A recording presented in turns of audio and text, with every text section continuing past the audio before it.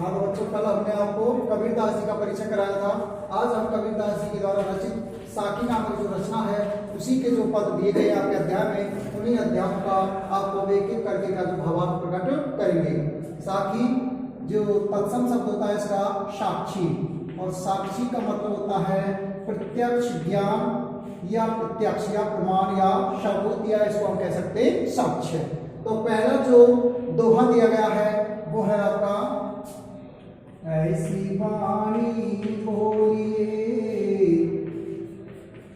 ऐसी वाणी बोलिए मन का खोए,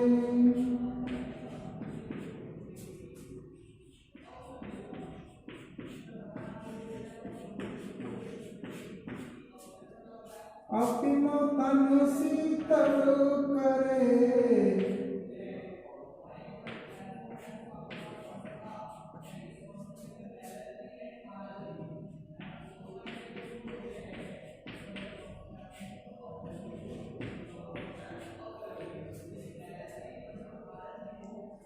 औरन को सुख होए।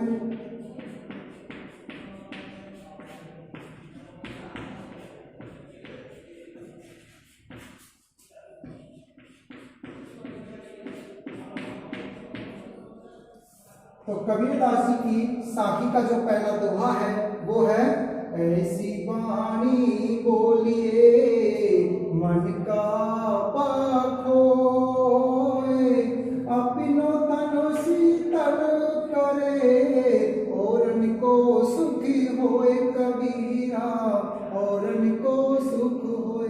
कबीरदास जी इस दोहे के माध्यम से जो अहंकार है उसे त्यागने का संदेश देते हुए कहते हैं कि मनुष्य को अपना अहंकार त्याग देने के बाद में हमेशा ऐसी वाणी बोलनी चाहिए जिससे अपना तन शीतल करे, यानी अपने तन को शीतलता या शांति प्रदान हो, साथ ही साथ में उस वाणी को सुनकर के और लोगों को भी उसकी सुखानुभूति हो। तो कहने का तात्पर्य है कि मनुष्य को अपना अहंकार है इत्यादि को त्याग देना चाहिए और मीठे वचन बोल करके सभी के साथ में अच्छा व्यवहार करना चाहिए।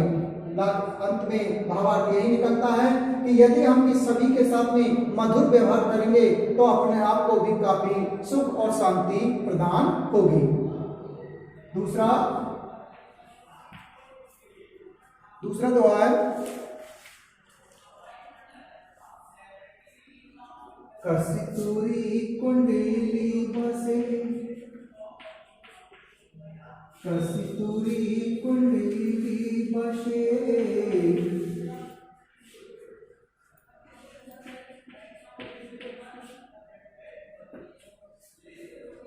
मृग ढूंढे बन माही,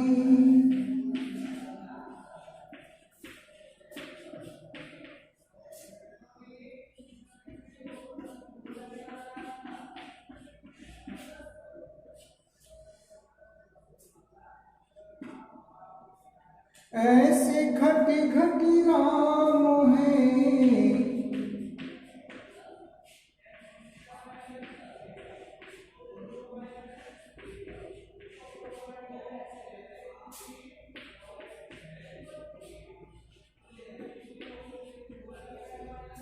दुनिया देखे नाही कबीरा, दुनिया देखे नाही।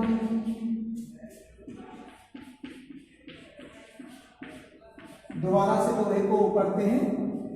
कस्तूरी कुंडली बसे, मृग ढूंढे बन माही, ऐसे घटी घटी राम है, दुनिया देखे नाही कबीरा, दुनिया देखे नाही।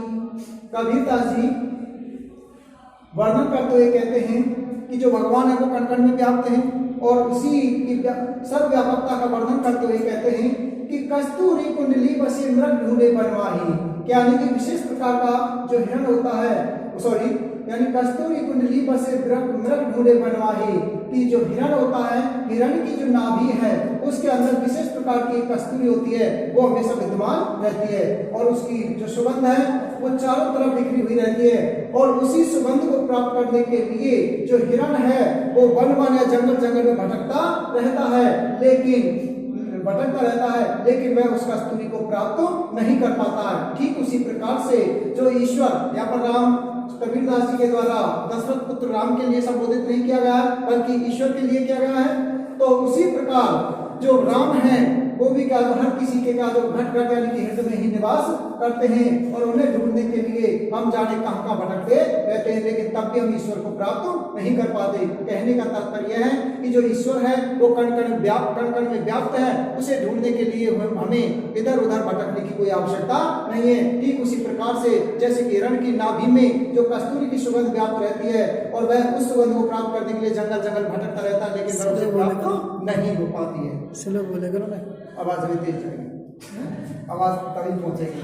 तेज भी ना कह रहे ना, स्पीड धीमी रखो, आवाज का तेज रखो पर स्पीड धीमी रखो, आवाज तेज रखो।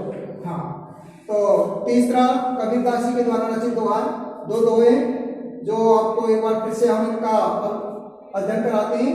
ऐसी वाणी बोलिए मन का खोए, अपनो तन शीतल करे, औरन को सुखी होए कबीरा, औरन को सुखी होए।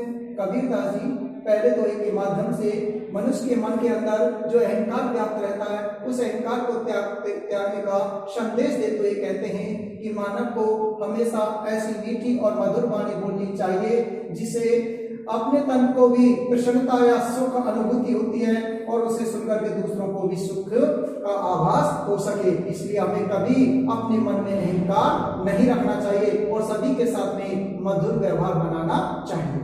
दूसरा, कस्तूरी कुंडली बसे मृग ढूंढे बन माही, ऐसे घट घट राम है दुनिया देखे नाही कबीरा, दुनिया देखे नाही।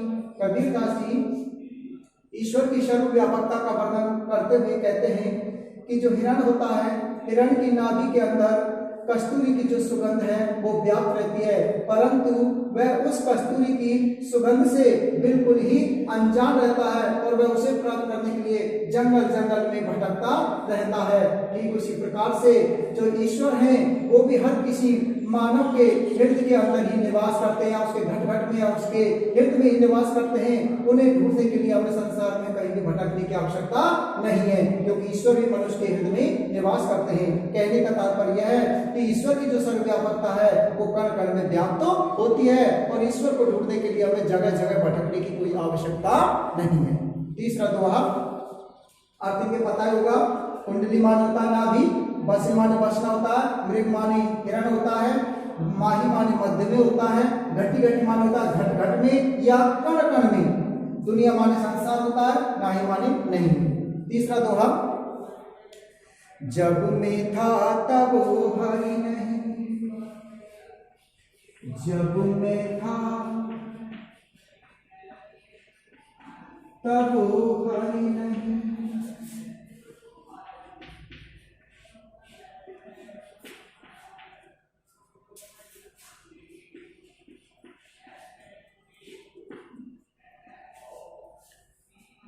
अब हरि है में नाही,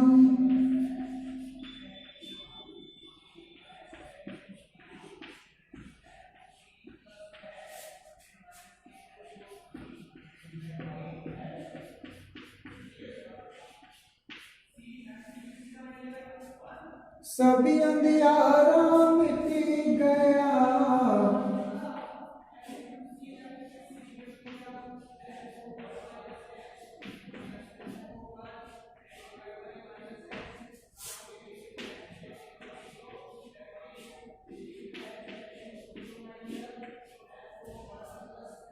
जब दीपक देखा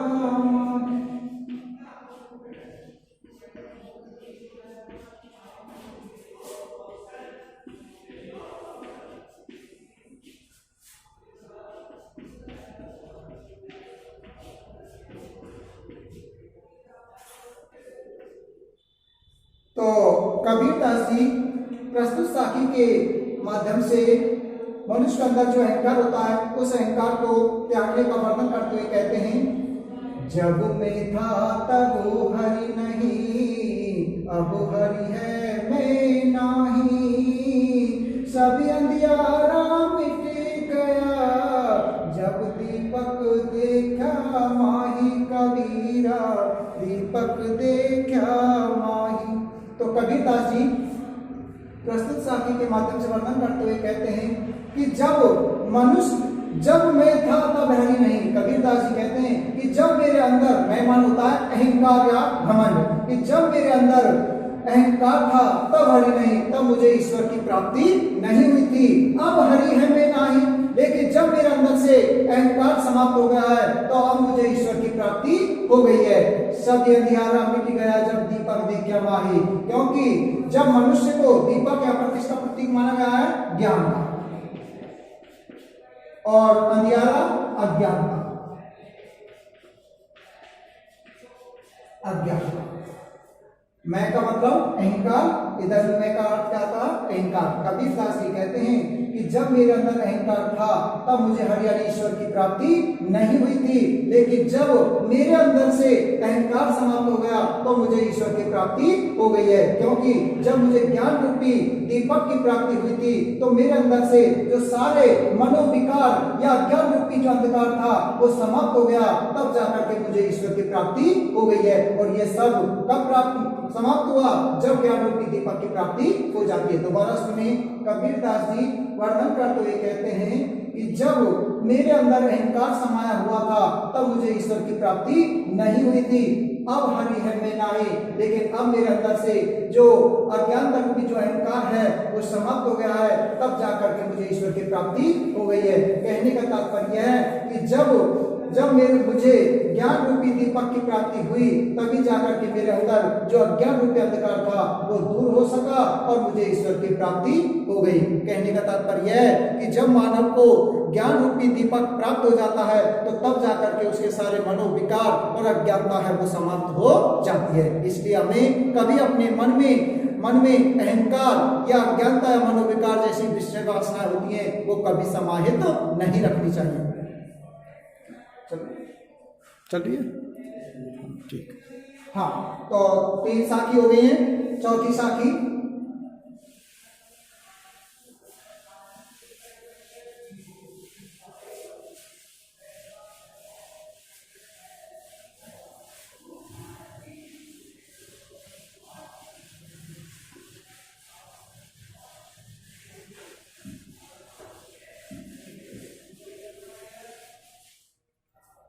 चौथी साखी है, सुखिया सब संसार है,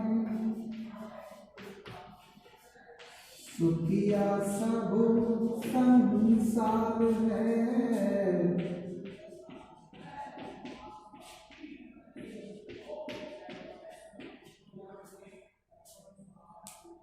सखाए और सोवे,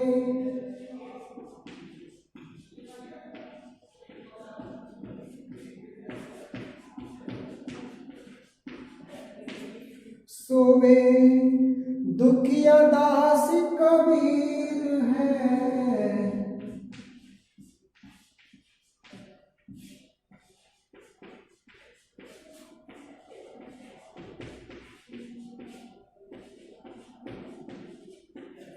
कबीर है जागे और रोवे,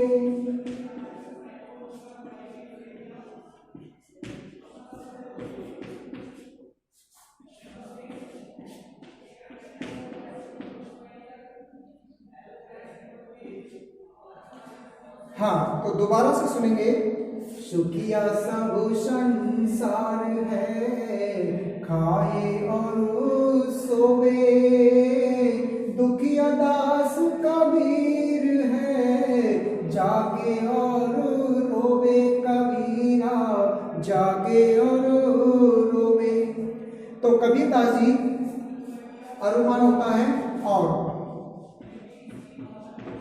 का मतलब होता है और यहाँ पर सुखिया का मतलब जानते होंगे सुखी होता है, दुखी यानी दुखी होता है। कबीर स्वयं के लिए आया है। यहाँ पर जागना है वो ईश्वर की भक्ति में जागने या जागृत रहने वाले व्यक्ति के लिए संबोधित किया गया है। और यहाँ पर दास है, जो यहाँ पर कबीर, यहाँ पर दास शब्द है, इसका जो अर्थ है वो सेवक लिया गया, क्या लिया गया, सेवक, या इसको हम कह सकते हैं भक्त, यानी ईश्वर या परमात्मा का भक्त, उसको कहा गया। तो सुनिए, कबीरदास जी प्रस्तुत दोहे के माध्यम से वर्णन करते हुए कहते हैं, यानी जो व्यक्ति मौज मस्ती में लगे रहते हैं उन्हीं लोगों के ऊपर वर्णन करते हुए कबीर कहते हैं कि सुखिया सब संसार है, कि संसार के सभी लोग हैं वो खाने और सोने में ही क्या जो सुखी और संपन्न रहते हैं। मौज मस्ती में रहने वाले लोगों पर व्यक्त करते हुए कबीर कहते हैं कि सुखिया सब संसार है, खाए और सोवे। ये संसार के जो लोग हैं वो सभी सुखी हैं, क्योंकि खाए और सोवे, उनका काम केवल खाना और सोना है, और इसी में आकर के वो मस्त रहते हैं। लेकिन कबीरदास जी हैं वो लोगों के ऐसे व्यवहार को देख करके काफी दुखी रहते हैं, जागे और रोवे, क्योंकि कबीरदास जी कहते हैं कि अपने जीवन को जो सुखी मानकर खुश रहते हैं वो व्यक्ति कभी भी अपने जीवन में चिंतनशील नहीं हो सकते, क्योंकि कबीरदास हैं वो हमेशा जागते रहते हैं और लोगों की क्या नश्वरता पर भी काफी व्यंग करते हैं, क्योंकि जो हमें भौतिक सुख प्राप्त होते हैं वो क्षण भर के होते हैं, वो कभी भी क्या जो आजीवन नहीं रह सकते। इसी लोगों की नश्वरता पर व्यंग करते हुए कबीरदास जी हमेशा दुखी और पीड़ित रहते हैं। दोबारा से सुने, सुखिया सब संसार है, खाए और सोवे, क्योंकि संसार के लोग हैं वो भौतिक जो सुख सुविधाएं होती हैं उन्हें पाकर के वो हमेशा सुखी रहते हैं और उनका काम केवल खाना और सोना रहता है। कबीरदास जी इस प्रकार की लोगों की सोच पर काफी दुखी रहते हैं, क्योंकि जागे और रोवे, क्योंकि संसार में जो भौतिक सुख हैं वो सब नश्वर हैं, वो कभी भी क्या जो आजीवन या लंबे समय तक नहीं रहते हैं। और मानव का जो जीवन है वो भी कैसा है, क्षण भंगुर है। आज हम जीवित हैं, कल का कोई भरोसा नहीं है। लेकिन संसार के लोग हैं वो इन चीजों से बिल्कुल ही अनभिज्ञ हैं। जागे और रोवे, कबीरदास जी इस चीज को अच्छी तरह से जानते हैं, वो जागरूक हैं, उन्हें पता है कि संसार की जो भी भौतिक सुख सुविधा है वो सब कैसी है, नश्वर है। और यही देख करके क्या कबीरदास जी रोते हैं। इसे देख करके संसार के लोग जो भौतिक सुख सुविधाओं पर मुग्ध हैं, प्रसन्न हैं, उनकी ऐसी सोच पर कबीरदास जी हमेशा रोते रहते हैं। पांचवी साखी है, विरह भुवंगमो तनु बसे,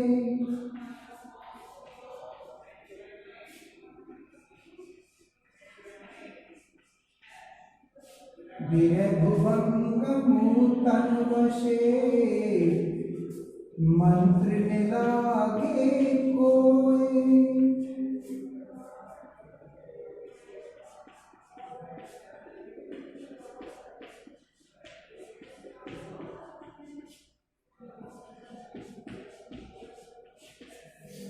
मंत्र न लागे कोई, राम वियोगी ना जीवे।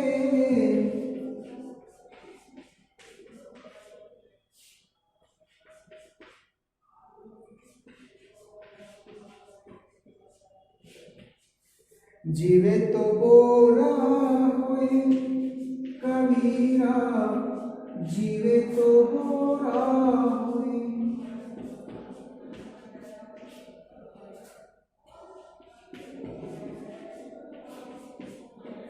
देखिए, विरह माना होता है वियोग, विरह का मतलब होता है वियोग।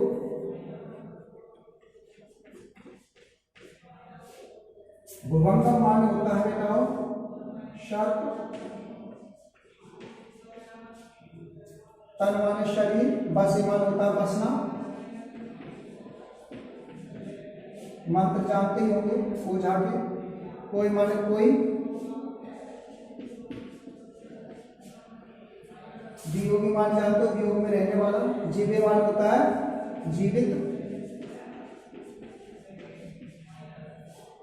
इसका मतलब जीवित होता है। गोरा मान होता है पागल, पागल, वही माने होना होता है। कबीरदास जी कहते हैं कि जिन व्यक्तियों के शरीर में परमात्मा का विरह, कबीरदास जी वर्णन करते हुए कहते हैं कि जिन लोगों के शरीर में परमात्मा का विरह रूपी जो सर्प है वो बस जाता है, तो उनके ऊपर किसी प्रकार का कोई मंत्र नहीं लगता है। अर्थात किसी भी मंत्र के माध्यम से हम परमात्मा रूपी जो वियोग रूपी जो सर्प होता है उसे कभी भी हटा नहीं सकते। राम वियोगी ना जीवे, वो जो राम के वियोग में पड़ जाता है तो वह व्यक्ति कभी भी जीवित नहीं रहता है। जीवित तो बोला होए, और अगर वो जीवित रह भी जाता है तो वो आगे चल करके पागल हो जाता है। दोबारा से सुनेंगे कि विरह भुवंगम तन बसे। कबीरदास जी वर्णन करते हुए कहते हैं कि जिन व्यक्तियों के शरीर में राम वियोग रूपी जो सर्प है वो बस जाता है, तो मंत्र में लागे कोई, तो उसके ऊपर किसी प्रकार का कोई मंत्र नहीं लगता। अर्थात कोई ऐसा उपाय नहीं है जो उस व्यक्ति के हृदय से परमात्मा रूपी सर्प को कोई दूर कर सके।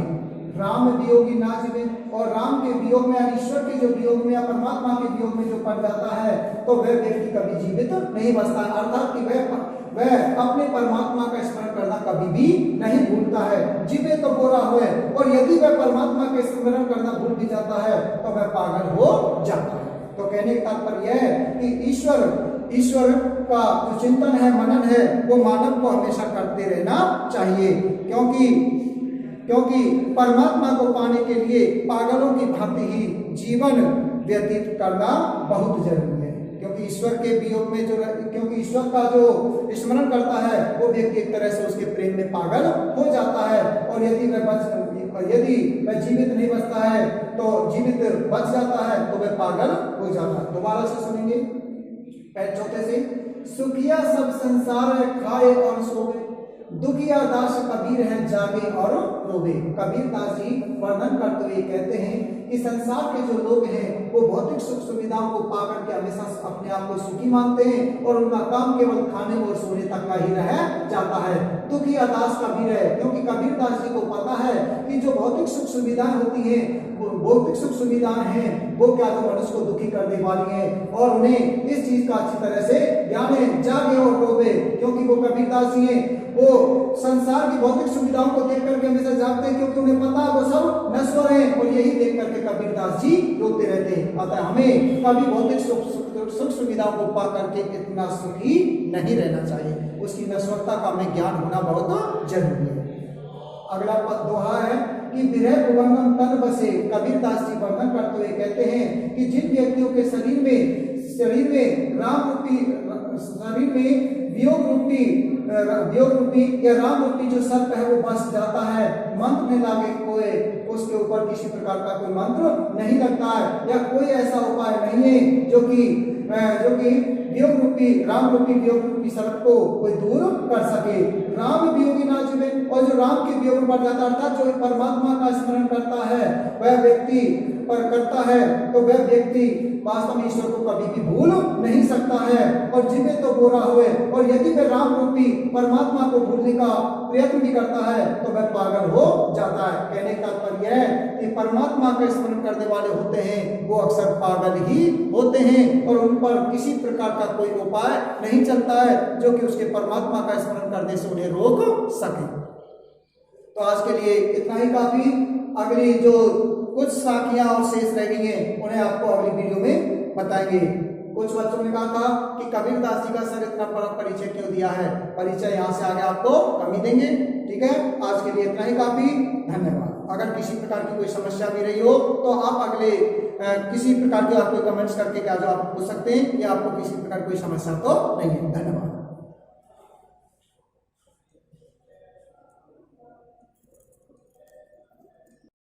हाँ तो बच्चों, कल हमने आपको कबीरदास जी का परिचय कराया था। आज हम कबीरदास जी के द्वारा रचित साखी नामक जो रचना है उसी के जो पद दिए गए आपके अध्याय में, उन्हीं अध्यायों का आपको एक एक करके का जो भावार्थ प्रकट करेंगे।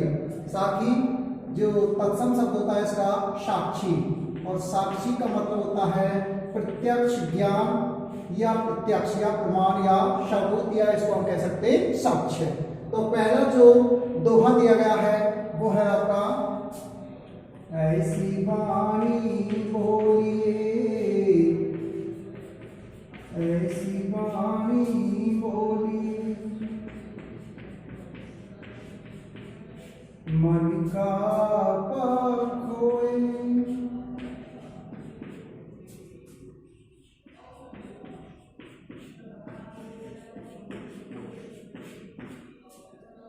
अपनो तन शीतल करे,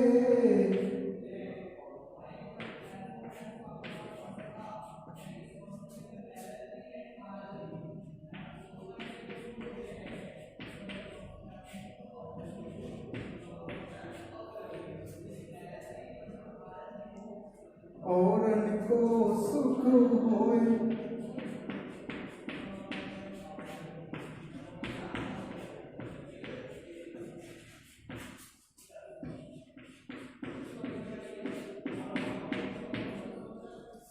तो कबीरदास जी की साखी का जो पहला दोहा है वो है ऐसी वाणी बोलिए मन का पाखोए, अपनो तन शीतल करे, औरन को सुखी होए कबीरा, औरन को सुख होए।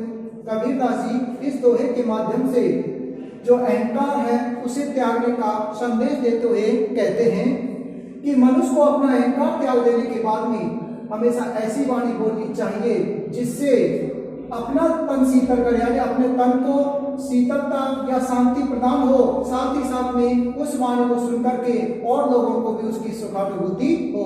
तो कहने का तात्पर्य है कि मनुष्य को अपना अहंकार है इत्यादि को त्याग देना चाहिए और मीठे वचन बोल करके सभी के साथ में अच्छा व्यवहार करना चाहिए। अंत में भावार्थ यही निकलता है कि यदि हम इस सभी के साथ में मधुर व्यवहार करेंगे तो अपने आप को भी काफी सुख और शांति प्रदान होगी। दूसरा दुआ है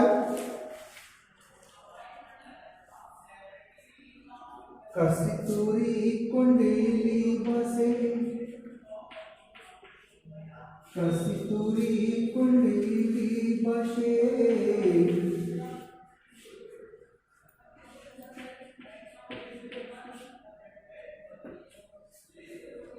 मृग ढूंढे बन माही,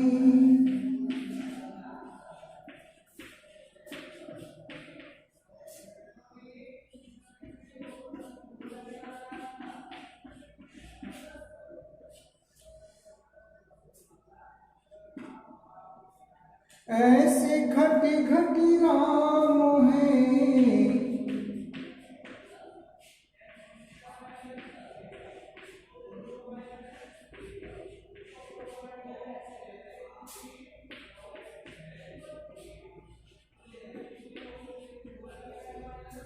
दुनिया देखे नाही कबीरा, दुनिया देखे नाही। दोबारा से दोहे को पढ़ते हैं। कस्तूरी कुंडली बसे, मृग ढूंढे बन माही, ऐसे घटी घटी राम है, दुनिया देखे नाही कबीरा, दुनिया देखे नाही।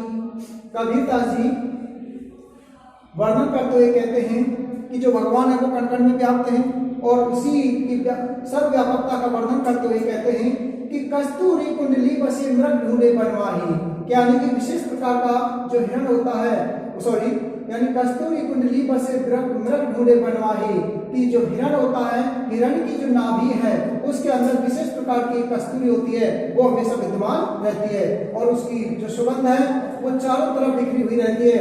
और उसी सुगंध को प्राप्त करने के लिए जो हिरण है वो वन या जंगल जंगल में भटकता रहता है, लेकिन वह उस कस्तूरी को प्राप्त नहीं कर पाता है। ठीक उसी प्रकार से जो ईश्वर, यहाँ पर राम कबीरदास जी के द्वारा दशरथ पुत्र राम के लिए संबोधित नहीं किया गया है बल्कि ईश्वर के लिए किया गया है, तो उसी प्रकार जो राम है वो भी क्या हर किसी के क्या जो घट घट यानी कि हृदय में ही निवास करते हैं, और उन्हें ढूंढने के लिए हम जाने कहाँ कहाँ भटकते रहते हैं, लेकिन तब भी हम ईश्वर को प्राप्त नहीं कर पाते। कहने का तात्पर्य यह है कि जो ईश्वर है वो कण कण में व्याप्त है, उसे ढूंढने के लिए हमें इधर उधर भटकने की कोई आवश्यकता नहीं है। ठीक उसी प्रकार से जैसे कि हिरण की नाभि में जो कस्तूरी की सुगंध व्याप्त रहती है और वह उस सुगंध को प्राप्त करने के लिए जंगल जंगल भटकता रहता है, लेकिन वह उसे प्राप्त नहीं हो पाती है। चलो बोलेगा ना, आवाज भी तेज करेंगे, आवाज तभी पहुंचेगी। तेज की ना कह रहे ना, स्पीड धीमी रखो, आवाज का तेज रखो पर स्पीड धीमी रखो। आवाज तेज रखो। हाँ, तो तीसरा कबीरदास जी के द्वारा रचित दोहा, दो दोहे जो आपको एक बार फिर से हम इनका अध्ययन कराते हैं। ऐसी वाणी बोलिए मन का खोए, अपिनु तन शीतल करे, औरन को सुखी होए कबीरा, औरन को सुखी होए। कबीरदास जी पहले दोहे के माध्यम से मनुष्य के मन के अंदर जो अहंकार व्याप्त रहता है, उस अहंकार को त्यागने का संदेश देते हुए कहते हैं कि मानव को हमेशा ऐसी मीठी और मधुर वाणी बोलनी चाहिए जिसे अपने तन को भी प्रसन्नता या सुख अनुभूति होती है और उसे सुनकर के दूसरों को भी सुख का आभास हो सके। इसलिए हमें कभी अपने मन में अहंकार नहीं रखना चाहिए और सभी के साथ में मधुर व्यवहार बनाना चाहिए। दूसरा, कस्तूरी कुंडली बसे मृग ढूंढे बन माही, ऐसे घट घट राम है दुनिया देखे नाही कबीरा, दुनिया देखे नाही। कबीरदास जी ईश्वर की सर्वव्यापकता का वर्णन करते हुए कहते हैं कि जो हिरण होता है, हिरण की नाभि के अंदर कस्तूरी की जो सुगंध है वो व्याप्त रहती है, परंतु वह उस कस्तूरी की सुगंध से बिल्कुल ही अनजान रहता है और वह उसे प्राप्त करने के लिए जंगल जंगल में भटकता रहता है। ठीक उसी प्रकार से जो ईश्वर हैं वो भी हर किसी मानव के हृदय के अंदर ही निवास करते हैं, उसके घट घट में या उसके हृदय में ही निवास करते हैं। उन्हें ढूंढने के लिए हमें संसार में कहीं भी भटकने की आवश्यकता नहीं है, क्योंकि ईश्वर भी मनुष्य के हृदय में निवास करते हैं। कहने का तात्पर्य है कि ईश्वर की जो सर्वव्यापकता है वो कण कण में व्याप्त होती है और ईश्वर को ढूंढने के लिए हमें जगह जगह भटकने की कोई आवश्यकता नहीं है। तीसरा दोहा आप इनके पता ही होगा, कुंडली मान होता है नाभि, बसी माने बसना होता है, मृग माने हिरण होता है, माही माने मध्य में होता है, घटी घटी माने होता है घट घट में या कण कण में, दुनिया माने संसार होता है, नाही माने नहीं। तीसरा दोहा, जब में था तब हरि नहीं, जब में था तब हरि नहीं,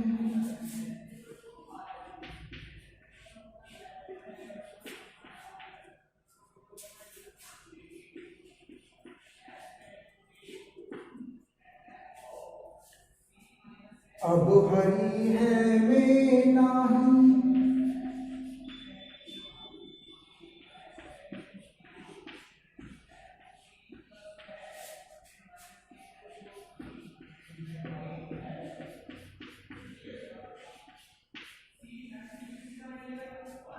सभी अंधियारा मिट गया,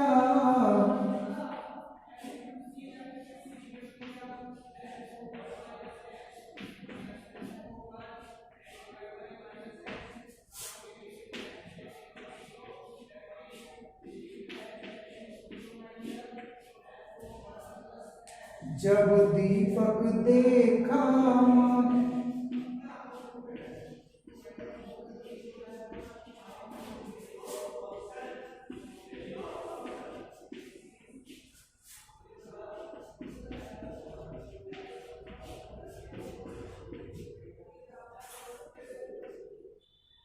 तो कबीरदास जी प्रस्तुत साखी के माध्यम से मनुष्य के अंदर जो अहंकार होता है उस अहंकार को त्यागने का वर्णन करते हुए कहते हैं, जब में था तब हरि नहीं, अब हरि है में नाही, सभी अंधियारा मिट गया, जब दीपक देखा माही कबीरा, दीपक देखा माही।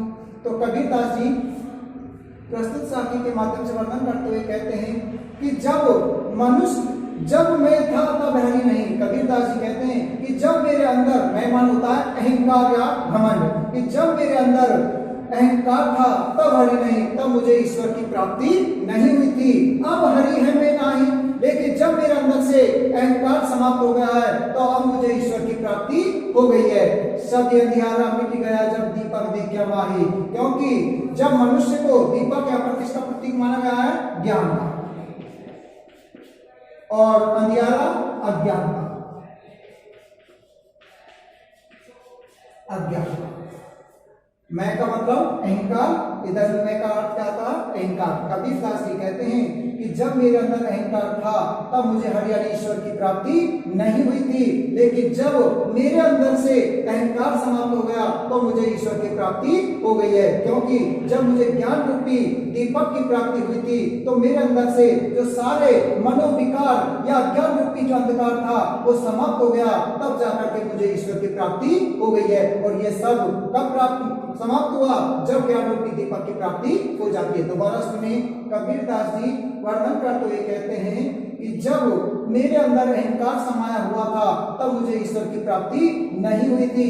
अब हरि है मैं नाही, लेकिन अब मेरे अंदर से जो अज्ञान रूपी जो अहंकार है वो समाप्त हो गया है, तब जाकर के मुझे ईश्वर की प्राप्ति हो गई है। कहने का तात्पर्य है कि जब मुझे ज्ञान रूपी दीपक की प्राप्ति हुई तभी जाकर के मेरे अंदर जो अज्ञान रूपी अंधकार था वो दूर हो सका और मुझे ईश्वर की प्राप्ति हो गई। कहने का तात्पर्य है कि जब मानव को ज्ञान रूपी दीपक प्राप्त हो जाता है तो तब जाकर के उसके सारे मनोविकार और अज्ञानता है वो समाप्त हो जाती है। इसलिए हमें कभी अपने मन में अहंकार या अज्ञानता या मनोविकार जैसी विषय वासनाएं होती हैं वो कभी समाहित नहीं रखनी चाहिए।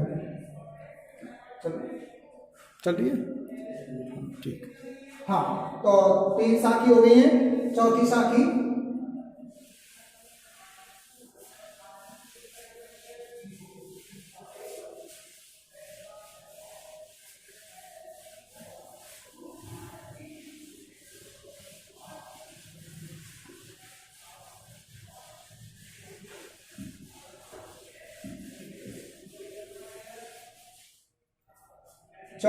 है सुखिया सब संसार है,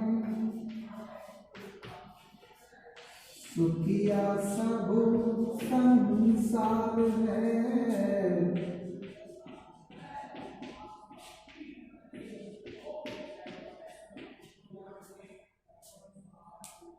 सखाए और सोवे,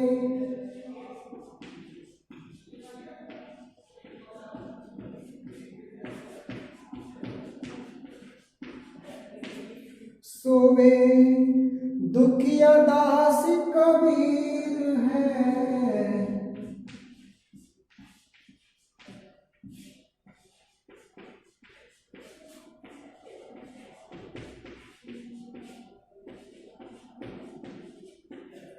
कबीर है जागे और रोवे,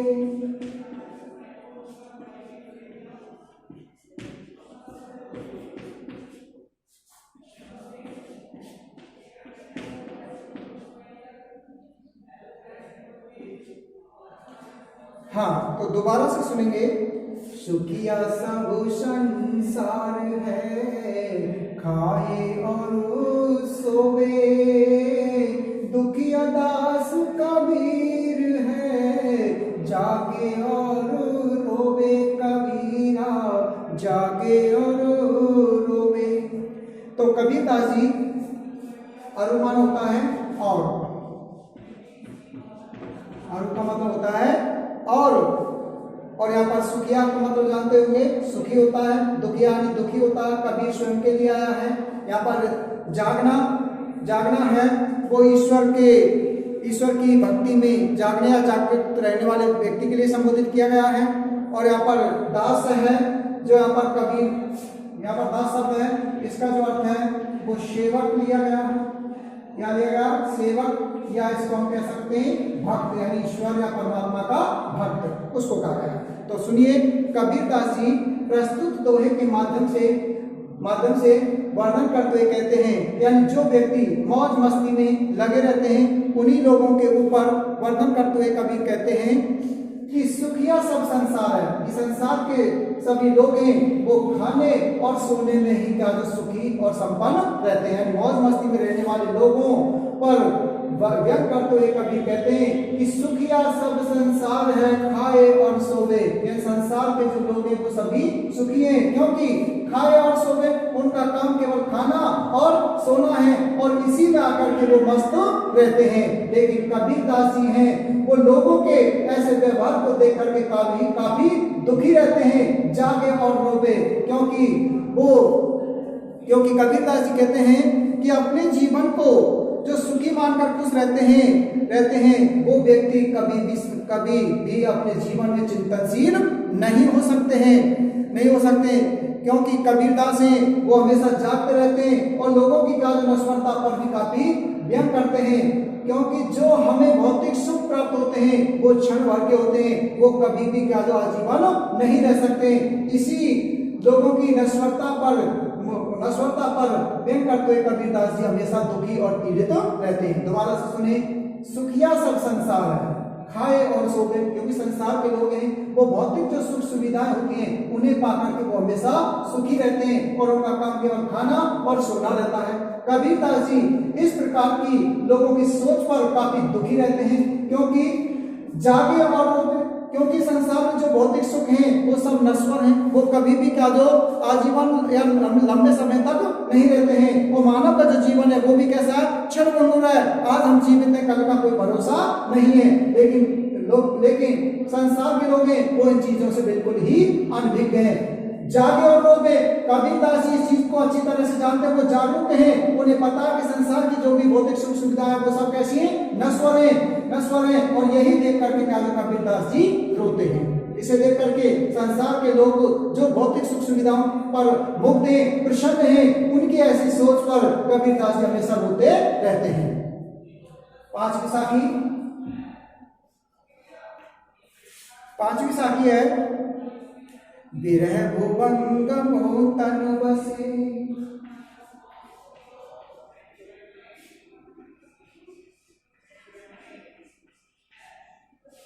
विरह भुवंगमो तनु बसे,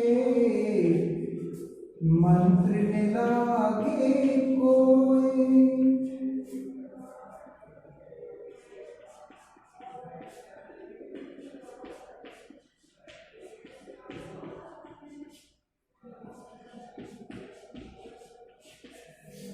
मंत्र न लागे कोई, राम वियोगी ना जीवे।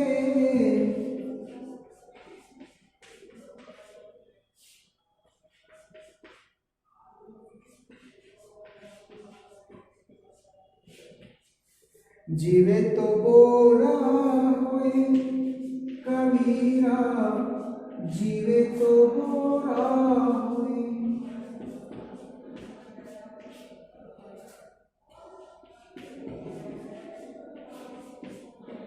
देखिए, विरह माना होता है वियोग, विरह का मतलब होता है वियोग।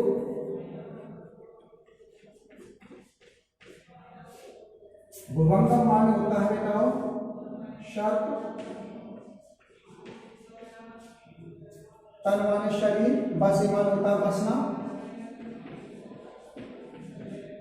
मंत्र जानते ही होंगे, ओझा के, कोई माने कोई,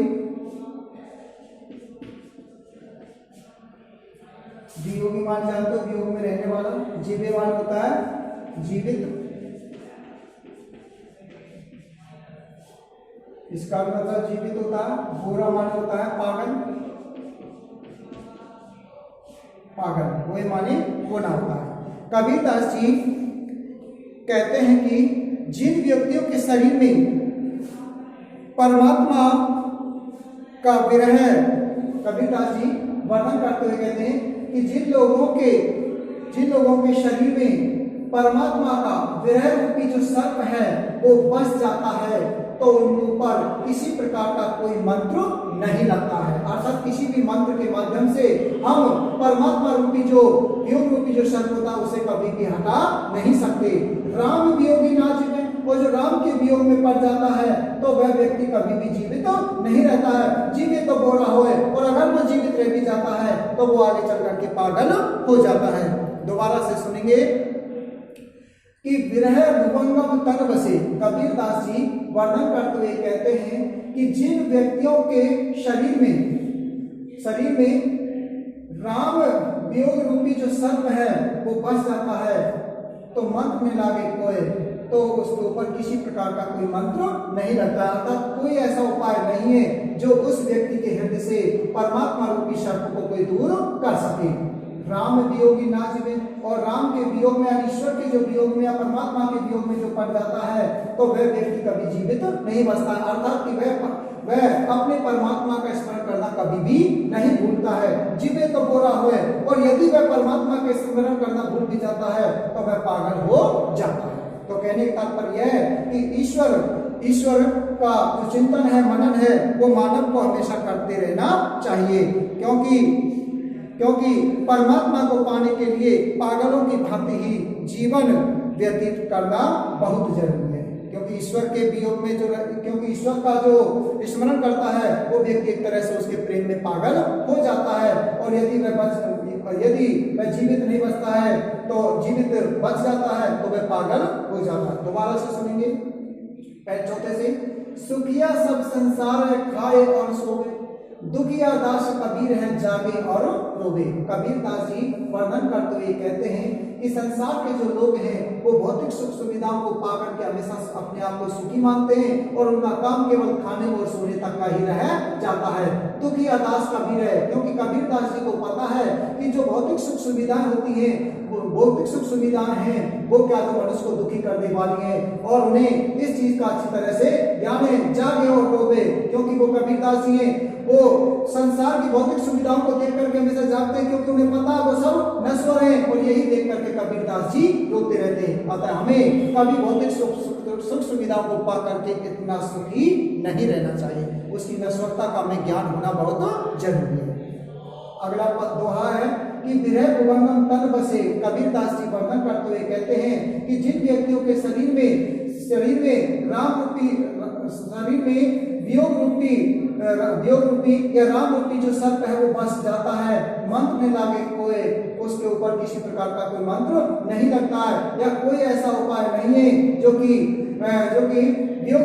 राम रूपी वियोग रूपी सर्प को कोई दूर कर सके। राम वियोगी ना जीवे, और जो राम के वियोग में पड़ जाता है, अर्थात जो परमात्मा का स्मरण करता है वह व्यक्ति तो वह व्यक्ति वास्तव में ईश्वर को कभी भी भूल नहीं सकता है, और जीवे तो बोरा हुए, और यदि वह राम रूपी परमात्मा को भूलने का प्रयत्न भी करता है तो वह पागल हो जाता है। कहने का तात्पर्य है कि परमात्मा का स्मरण करने वाले होते हैं वो अक्सर पागल ही होते हैं, और उन पर किसी प्रकार का कोई उपाय नहीं चलता है जो कि उसके परमात्मा का स्मरण करने से उन्हें रोक सके। तो आज के लिए इतना ही काफी। अगली जो कुछ साखियां और शेष रह गई हैं उन्हें आपको अगली वीडियो में बताएंगे। कुछ बच्चों ने कहा था कि कबीर दास जी का सर इतना बड़ा परिचय क्यों दिया है, परिचय यहाँ से आगे आपको कम ही देंगे। ठीक है, आज के लिए इतना ही काफी।